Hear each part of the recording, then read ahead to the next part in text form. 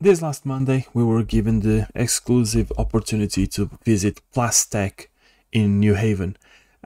This is the factory that is producing this beautiful kit for Airfix, the 124th Submarine Spitfire, and we were given, in between other things, access to the production of the product, how it's made, how it's QC, and all those things, and as well the insights from the designer, so how the designer thought about the parts, solving the issues, and all those things. So I'm gonna present you this video in two parts. First part being the designer presentation, where he goes through everything, how he designed it, how they done it, how this was a massive project, and how he filled it up his kitchen table with many parts. And then on the second part, we'll go through the manufacturing process. So hope you enjoy this part. Let me know in the comments what are your thoughts about this little bad boy, and see you in a bit. And I will now hand over to my assistant.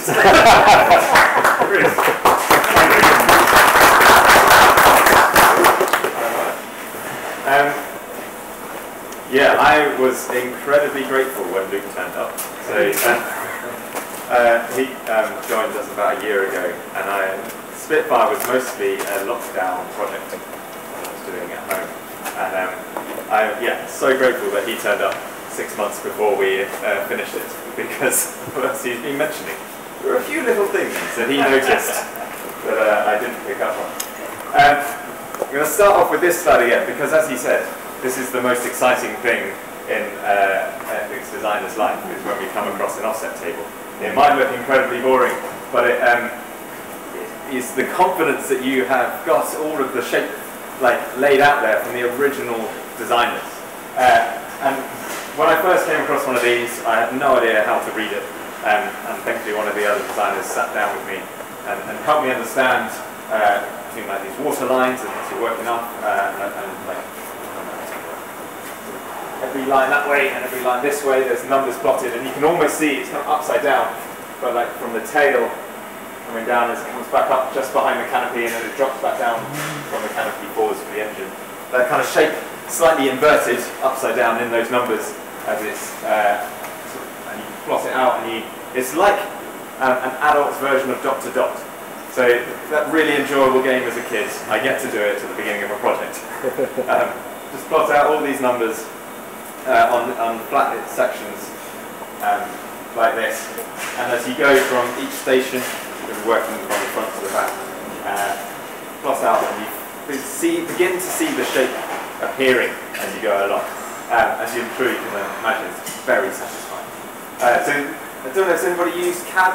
Anyone know much about kind of 3D CAD software, little bits and pieces? Yeah, so relatively, there are different versions of how you can build stuff in CAD, different software packages, but for us we use something called parametric, which is lots of, you start with very simple shapes and you build your way up. There's maybe for the TV and film industry where you want to make something quicker, it's more like moulding, like imagine using clay, sort of free-form, you poke and push. Quicker way to do stuff, but it isn't as accurate. Whereas so we use parametric more for engineering, working very simple layers upwards. So down here is my Excel spreadsheet of all those numbers we saw in the offset table, where I've had to convert them from inches to millimeters, and then from full scale down to 24 scale. So rather than me going through each one of those, create a little spreadsheet. Love spreadsheet. You start off with something like this, and then you can create, blend these individual sections together, and you start to make surfaces like that. So this is where we'll start on any design. Just the basic shape that you think, thankfully that looks something like a Spitfire, I'm probably going along the right line. And then from there, almost immediately, you start looking at the finer details. You think, surely there's some way before you look at panel lines. But for us, we're looking at things like panel lines to figure out how shall we split up this basic shape. You want to try and, as much as possible, hide where those splits are. You want to reduce the amount of filling and filing that the final builder is going to have to do. So we'll look at these drawings, try to see where all the panel lines are, and we will fill our what we call a skeleton model, maybe like a base model, with just sections and cross planes, which are where we will split it up later. So what we want to create is one, like, a base piece of a file, piece of data, that we can then link all the other parts to. And so for this base data, you'll have the outside surface, and we'll also create planes which is where we will split those parts, but perhaps we might later on down the line decide I need to tweak where that split is. So instead of changing it in two parts and trying to get it right, here I just change it in this one, and those two parts are referencing the same data, and they'll both update, and that split line will hopefully move seamlessly with nothing fading, as it does 20% of the time. You can see we've got already starting to work out the cockpit, where the seat sits, where some of the oxygen tanks are, where that is a sort of column down the middle is just for the a light that sits underneath. And you start building it up little bit by bit. If I were to try to think of how everything went at the beginning, I would panic because my brain is not big enough. So instead, looking at all right, I'll just start in the cockpit. What do I need to do there? Let's build that, and then move on to the wing, move on to the undercarriage. Each little step at a time. So what I'm showing here is how we go from that base model to the finished part. Is just a sequence of small changes, a little bit at a time, not trying to jump to the end, because that would be far too complicated. So we'll start with the base model, and you can see a couple of planes there, like bulkhead. I'll come to the point. Like this bit of data there, there's another little bit of data there, and from those I'll take it into a separate part, a different file, and start cutting that up based on these extra little bits of data. So it's now its individual part, but I know that where it's splits are going to be referenced to the other part, if that makes sense. I then make it a solid part, so here the computer just sees it as it has no density at all. So we need to give it some density, make it solid. And that's also a point that you'll find out if there are any holes and issues and weird bits of anomalies that the computer is not wanting to handle. I need to go and fix that. We'll refine it a little bit more, cut out anything else that we need to cut out. You can see the space of the exhaust. Then we'll add some of the more major detail. So here you've got the Zeus fasteners hanging around the outside of this piece of cowling. Are different, totally different shape to the rest of the rivets, and we want to try and show that. So we'll be measuring what's the diameter of a Zeus fastener on this, and match that in the scale as we can to 24th, but can't really so much in the smaller scales. And then here you see this loads of columns are just all the rivets. So starting to plot those out. So that will create a sketch. And there's a mixture of, we can pattern some of it, but also some of it we're just having to plot them individually, depending on how it's lined up. So we'll have if you go back to this one, thankfully for this particular project, we had a lot of nice drawings of where all these rivets are. So we'll use this as a starting point. We will also look at photos to see how accurate this is. But we are trying to get every rivet on there in this scale. Wouldn't be so much for 48th or 72nd, just for constraints. For 24th, we have the option to try and do it. Start to put those rivets on, as you can see up in the top corner. And then there's a few more bits of detail, there's some hatches that maybe I've missed out, need to go back and add those. And then we can see how it fits in the final model. So hopefully relatively quick, but maybe gives you an idea of how we go from some of the basic shapes to a detailed final part. Once we've got that part, and to be honest, all the way through the process, but we're having to check, is this going to be moldable? If it were 3D printed, we wouldn't have to bother about that. You can just make it however you like to make it. But for this process, as Mark will attest, it coming out of the mold is essential. So are we able, is it going to work? Is all the draft lines, like is everything on one side like only facing that way, or is there any undercuts, anything that's overhanging?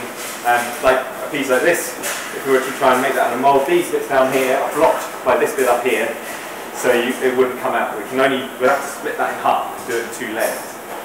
And thankfully the software can give us some analysis of that, so we can tweak those draft planes as well, move them a little bit. Maybe at this curved piece, if we tilted the draft plane by 10 degrees, maybe now it will be moldable in one piece. We're also looking at thickness, because as you're filling these cavities with plastic, there's a really thick bit that will cool down slower than the thin bit, and you might end up with sink, or the thin bit might struggle to fill. And so we're trying to get parts that have an even thickness across it, but we're trying to balance that with also a part that is a genuine representation of the real thing. And so that is always a difficult compromise to do. And we're thinking about that right at the beginning as we're splitting up parts. It's this balance of, I don't want to make it unnecessarily fiddly, but I also want to get as much detail in as possible and it's moldable.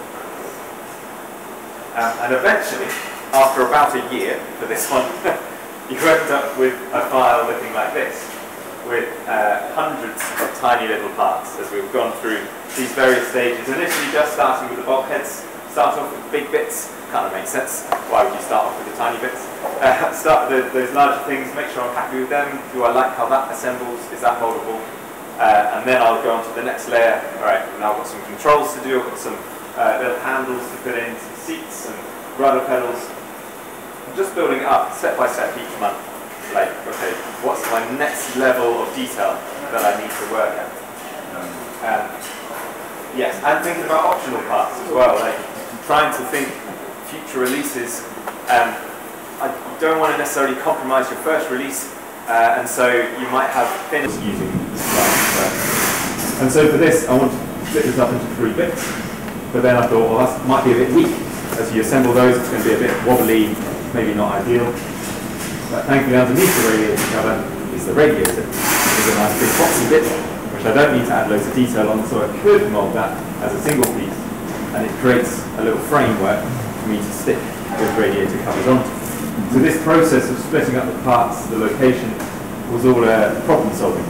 I've got this issue, how do I fix that? I'll split it into 3. Now how will it assemble? I've got this thing underneath it, but now I need some location. Right, if I cut some little chunks out of it and add some little raised screws to that, they'll slot in and go together quite nicely. So that process isn't like something I've thought about before I started the whole project, but they're little problems to solve as you go along, and that is the thing that I love about this job. These little problem solving challenges each day come in.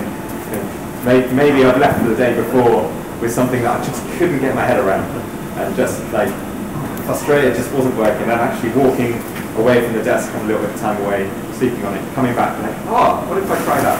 So I'll build that the next day. Maybe it works, maybe it doesn't work.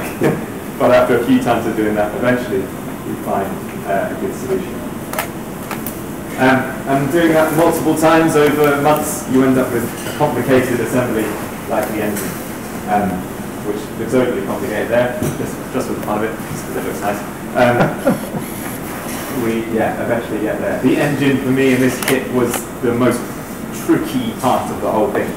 I think mostly because they're often covered up as you're trying to look at photos. It's a hidden area.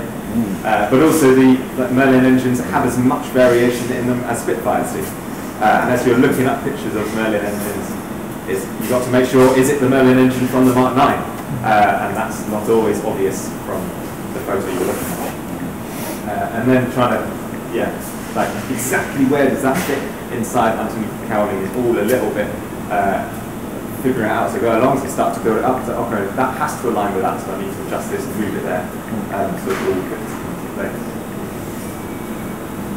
Once we've got all those parts, we then want to work out the surface detail, which on a kit like this is sort of like something we can play with more than we can with smaller models. Those kind of textured surfaces and giving the impression of like warped metal as it's had its surface like. But also wanting to talk about the Zeus parts and there's like differences in those tiny details, so it actually comes alive. And looking at grills and different ways, even on the radiator, looking at those pictures, there's 2 different halves to the radiator, one cooling down the guns, one going into the engine, and they actually have different grills on the front of them. So let's create 2 different patterns that sit on that to represent that. Or on the seat, want to make it look like fabric. To add some little ripples into the plastic, which is one of the trickiest things to do because this type of software doesn't particularly like organic shapes, unlike stuff you might use for moving. It isn't its natural way of modelling organic shapes. So it loves solid edges, and so that always takes a little bit longer to create these ripples. but it does make the thing look a lot better when we get there. So yeah, lots of little rivets, little hatches, and you can see on that top thing over there, just like hints of little ripples in the surface. But we also don't want to go over the top, because you don't, like, it is subtle in the real thing. You don't want it, and that can be tricky to figure out how it looks on the computer, so how it will look out of the plastic are two totally different things. So there's a little bit of guesswork, a little bit of looking back over previous models and seeing, okay, I lifted this up by 1/100th of a mil and it looked like that. If I lifted that up by 2/100th of a mil, it looks too much. Trying to figure that out can be a challenge. I did have another thought into my head as I was saying that. What was it? What was I saying? Synthesis. Yeah. It'll come, I'm sure. Chris, before you move on, Jen, you was talking last night on YouTube about the surface detail, weren't you? And it's different on one side of the Spitfire to the other side. Yes, yeah, so there was another kit I've done, I won't tell you what it is, but I mirrored the surface detail. I don't think I've heard anybody mention it, but for me it came out as like, that's irritating. And I was just being a little bit annoyed that I know those two things are the same, and it's like, it just doesn't feel believable. And so on this I didn't want to do that.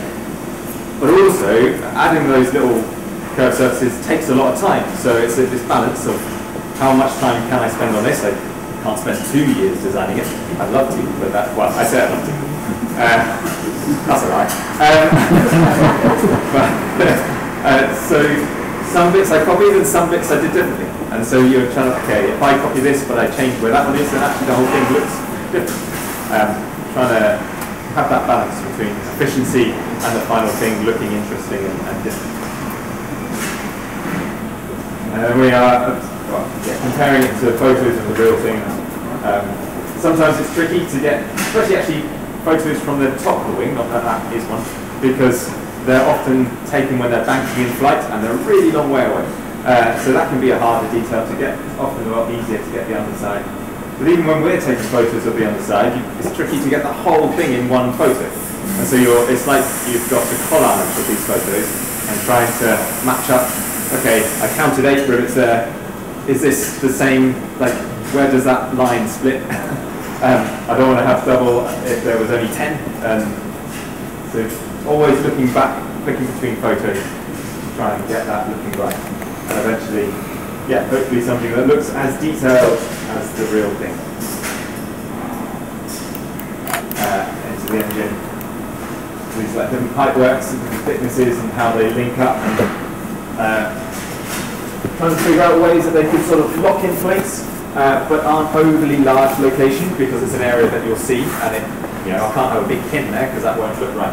So trying to figure out how I could use what I'm working with, but still make it feel like a relatively positive location as you're getting into it.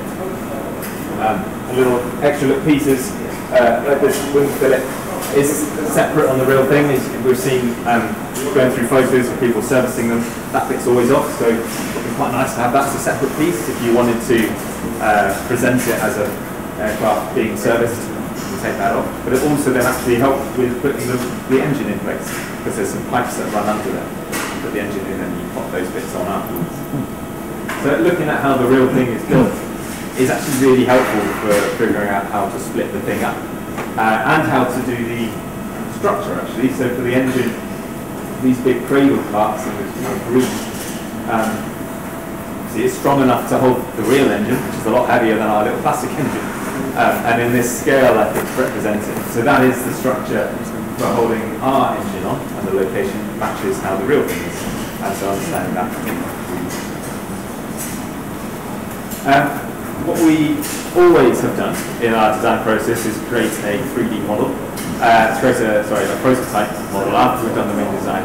We'll send it out of house to a 3D prototype company and get that back and build it up, which takes a little while, but we have recently just actually invested in our own 3D printer because the prices have come down. For the stuff of this resolution, which is about 100th of a mil, these printers were costing about 20,000, quite a lot. And as that technology is updating, it wasn't worthwhile, but now we can pick one up for about 8,000. It's a little bit more sensible for us to have one in-house. So actually our new designs, I'm getting to like test it as I go, and so I'll figure something out, like, oh, that might work, might not work. I'll send it to the printer next day, have the little parts put together, tweak it, which is very exciting. But we didn't have that for this kit, because that's so new, our own one. But we did do a print, which at home, my wife was very excited. This box of 400 odd parts arrived, and there was just a big pile, and I had to sort them out across all of the tables that I could find in the house. And it was like this for a couple of weeks. Yes, she was very keen for me to get back to the office as soon as I could. Laying all of these parts out, tried to group them as much as I can into the sections that I'll be building up, rather than every single part. Tried to hunt through the 400 for that little like control dial that I was trying to find. So after doing this, actually, to be honest, I find it very therapeutic. So it was quite nice. I'm sure the modelers, that's kind of part of the joy, the distraction from all the other things that I have to think about. All I have to do is line up all of these as neatly as I can. My boss might not be too happy with how long it took, but it was very enjoyable. I'd say made it more efficient in the long run. And we start building that, and every little part I'm trying to figure out, could I have done this better? Because at this part I can make any changes that I want to make to the kit. Nothing is off. Then it's each little bit, maybe the detail, maybe it's too thin, maybe these bits don't go together very well.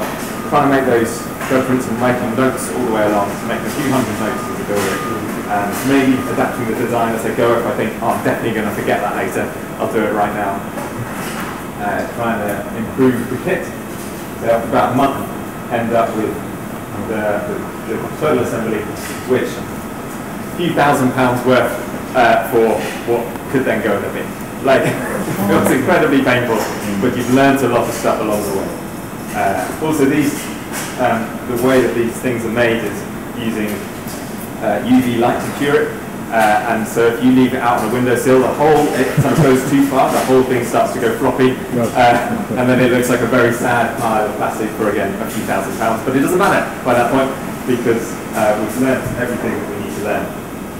And so for this particular project, one of the big things that I changed, I thought it would be a good idea to join the front Spitfire bulkheads along with the spar to make everything feel really solid. And so that the wings and the fuselages have this one part that is like a continual part.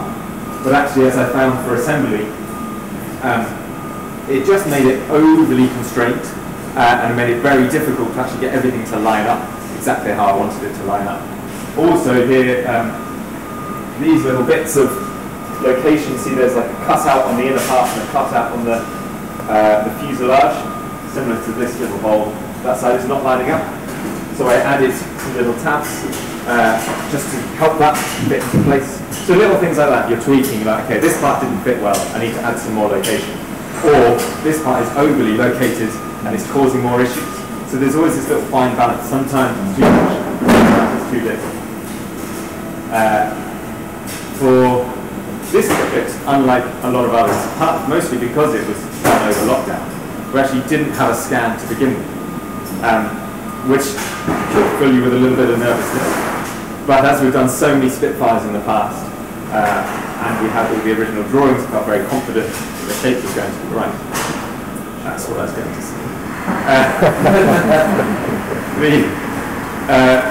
I have done involved with one other Spitfire that Airfix has made, which is our starter set we've recently done, which has about 10 parts in it, which I got to do the initial bit of designing and then pound it to go over. So it felt like a very strange jump to go from the simplest version of this model as I could possibly imagine to now the most complicated version that I can get my head around. Which is quite fun. I quite enjoy having a hand in both of those two things. It was good. I would probably say I think I enjoyed the simpler one more. Hopefully this one will make more money. But what we did do after kind of getting towards the end of the design was go and scan one, as we now had a Luke. Very useful Luke. We should all have a Luke in our lives. He's my favourite human now. Other than my wife. He's only said that. No, we should work on that. It gives me a huge amount of reassurance having his knowledge and expertise, but as he has started to do a lot of scanning in-house, running around the country, scanning anything that he can get his hands on, he scans a Mark 9. So we thought, let's have a Mark 9? Yes, yeah. It's a T9. So we did it for Corgi, who were doing a two-seater die-cast. I thought, aha, we can use this data just to verify what we've been doing. To make me panic like anything. I think, I don't know if I want to open that up actually. I'd rather not know if this doesn't work. But my boss decided we probably should find out. Yes? Just a quick one. With the scan, of course, you get all the surface detail that you wouldn't get with the tables you're using. And you can predict what the surface panel lines look like, but you can't see the texture of it until you do the 3D scan, can you? No, absolutely. But I guess on the flip side of that, this is just from one aircraft. Yeah. So absolutely, you're totally right. There is some use in that. There's lots of little bulges. See how big the bulges are, and but also looking at other ones to get that detail. But no, totally, it can be really useful, and some of the detail of the scan is phenomenal. Yeah. However, the scan detail is useless for then actually making any plastic parts out, because it's a totally different set of data. So this is like, the best way to describe it, the scan is like a JPEG, where you've just got every single little pixel is a different piece of data. So it is, it looks kind of smooth from afar, but as you get closer, it is really like jaggedy and pointy and not very smooth. Whereas our stuff is more like a vector, where it's like you have point A and point B, and the computer calculates the curve that should go in between, and so it's beautifully smooth, much more useful for actually making stuff with. Also, this data is incredibly slow to work with, because the computer is constantly figuring out where that like billion little individual points are in space as I move it around. Whereas the vector stuff, it's a bit clever at doing the calculations. It just knows those two pieces, and it does that somehow. It does it quicker. Don't know how. Didn't design it. But all I know is this can be an absolute pig to work with, and it can slow the computer right down. But thankfully, as we layered our version over this version, it's surprising. I shouldn't have been surprised having worked with it, but it was surprisingly accurate, which meant I could go home very happy. Just some more glamour shots, really, of the inside of it. For this one, we decided to do 2 instrument panels, one with little raised detail and one without, because we're trying to, some people prefer to use the decals, some people would like to just paint them. So for larger kits where maybe there's the space in the tool, we can do that. We're always wanting to figure out how we can make it as enjoyable for as broad an audience as possible. Yes, anything you want to know about that?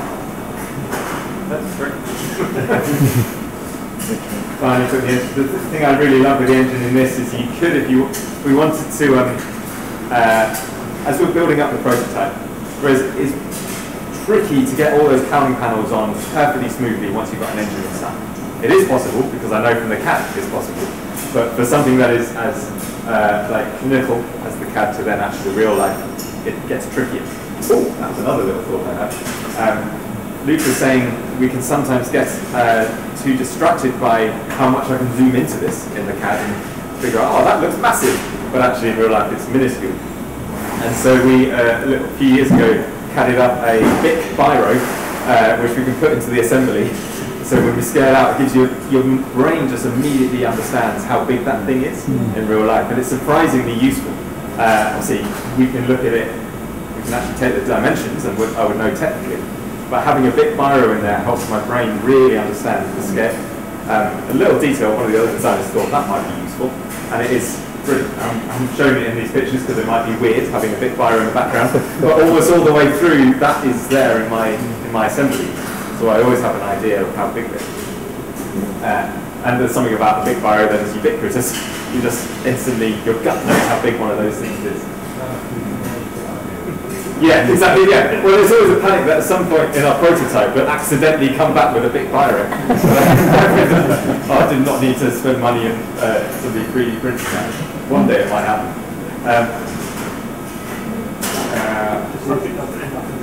Yeah. Oh, so the cowlings around the engine. As we were building up, we thought this almost certainly is going to irritate people. If they try and build the whole thing, and the cowling, they want to do it closed, and the cowling just, for whatever reason, there's so many little areas that the thing could have been glued in at 2/10 of a mil out of place, and you're building up 103 parts in the engine. Somewhere along there, you could make a little error, and the cowling doesn't quite fit perfectly. So then we figured out in the instructions how can we can still build the cowling without any of the engine.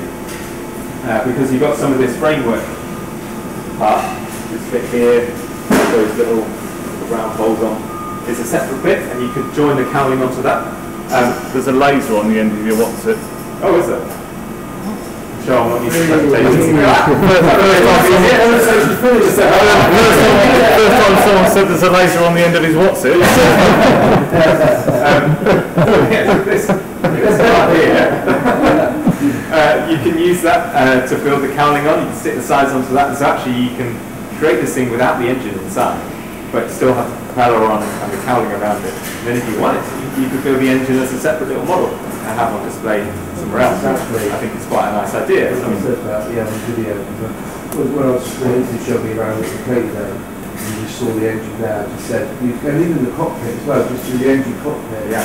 Yeah, we'll do it. And if you want to buy two kits to do that, that would be even better. I'm trying to sell it, really. Yeah. So little things like that at this scale were quite nice to be able to do, and it's a like Would you do that? Is that sort of thing you could do? like sell it as a separate thing. Separate. Something we've discussed, but With all that hard work you put into it, you know what I mean? yeah, and hopefully you've noticed in some of these more recent, especially larger scale models we've done, is put things on frames based on the stage that you'll be at in the build. So almost all of the engine parts are on one frame. Try and make that a little bit more enjoyable. You're not jumping between three massive frames on your workbed. So you can do most of it. Hopefully, like the rear bulkhead, the firewall is on a different frame. Which actually, when I built them up, is quite a nice part of the display of the engine, is having it built off of that. But unfortunately, that's on a different frame because you're using it at a totally different part of the build. It's always been a discussion, but it's also you'd have to spend money on new boxes, like instructions, and maybe, but we're not sure at the moment we'd actually make the money back. What I was going to say is that there was a market for the engines back in the day. We had the steam engines and they looked fantastic. I can't remember what scale it was either. It was 24 or Yeah. bigger than that. But there was a market for that.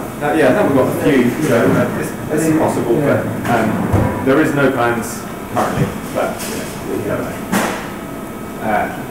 Step out the rest of the detail. Keep your business. I think there's just more of that. That is.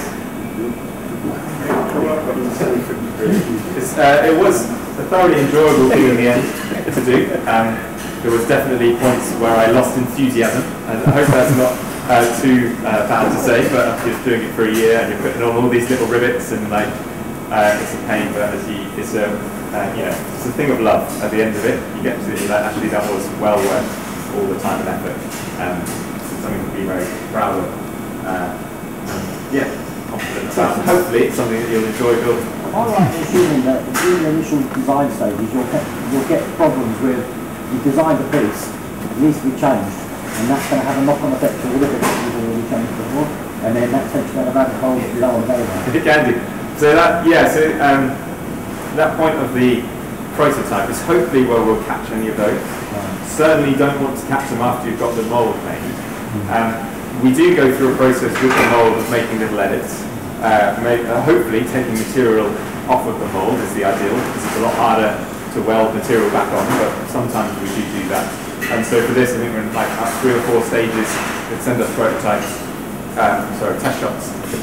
We'll build it, think that fits a little bit loose, that fits a little bit tight, tweak the final metal. But for that, we're trying to avoid any knock-on effect, as you're saying, as much as possible. But for the prototype, I'm not too fussed about that knock-on effect, partly because of where we've built it up from that skeleton model. And if I have been clever enough, it should update relatively well. And so that's about me setting the constraints for all the rivets against like surfaces that actually it matters about, and not just leaving them in thin air that the computer doesn't actually have any reference for what that should be connected to, so that when a surface moves by 0.5 mil, the rivets move with it and it all sits in the right place. So if I've done it well, it doesn't matter. But often I'll do it and be like, oh, it's falling apart, and I have to go and make some more changes, and eventually we get there. Especially when you get to models of this size, probably the first 6 months, the cat's looking wonderful. The second 6 months, it starts to look like an utter mess, and I've just been sweeping things under the rug. And you're like, nobody else touch this, please. I know exactly how it works, but if you touch it, it might fall apart. Well, that's not what I'm aiming for, obviously. But after like 400 or so parts, like, I don't know, probably 500,000 individual features that go into it, you could imagine that it starts to get a bit messy. So that's kind of why each designer runs a project themselves. We will talk to each other and ask opinions and show each other like once a month with a meeting and like show each other's CAD and get some opinions like that. Or Luke's, I think, says, "Oh, do you want me to look over those roads?" No, I don't. I really don't want you to. But unfortunately, he has to. And show me all of those details. But we are working on a project individually because I know exactly how all those 500,000 features have been built and why I've done it in that order and how they relate. Whereas somebody else jumping in could be an absolute nightmare for them to pick up. So that's how we work. Yes. I think what we got scheme. Oh, we've got more. Sorry, I've already talked about some of this, so I won't talk about it too much. As I say, we try to put parts into frames based on how you're going to build it. So there's a picture of the tool layout, and you can see all the laser again. The ejector pins, these little marks where they're going to hopefully push the part off. The feed gates coming in.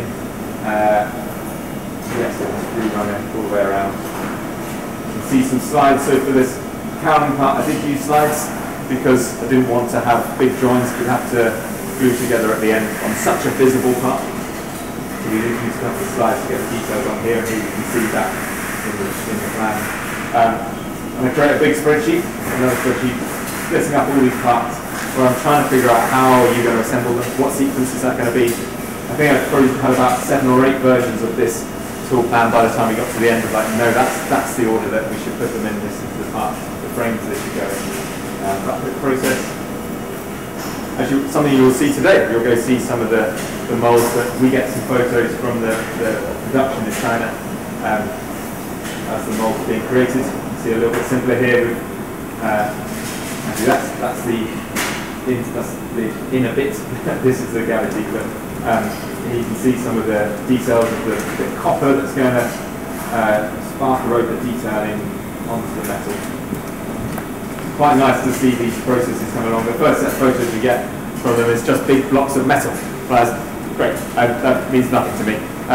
But a few weeks down the line, we see some holes cut out of it. It's a little bit more enjoyable. I didn't realise I had these slides. I literally just told you about all of this. If you see these test shots of the building up, we'll find those little issues, go back and forth, try to refine it. Take off some material where we need to, so this bit is a little bit tight. So I wanted to remove some material from here, so hopefully get it fitting better. So for that I will take a little measurement of it, I'll scrape some material away, measure it again, does it fit better, scrape some material away, okay, this bit feels nice, I think they need to remove 0.25 mil from here, so we can go ahead and do that. That's that.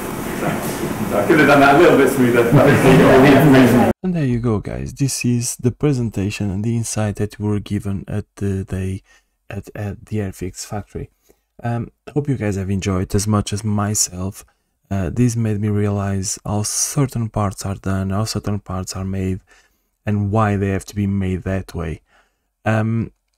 If you guys like it, please like and subscribe for the second part. This is just the first part. Second part will be going through the production, packing, and QC of it, so that you guys can see how it goes. I do apologize for the long video. I do apologize for the noise. It's been recorded in a factory, so it's not the best audio. So without further ado, mate, see you guys and see you in the second part. Bye.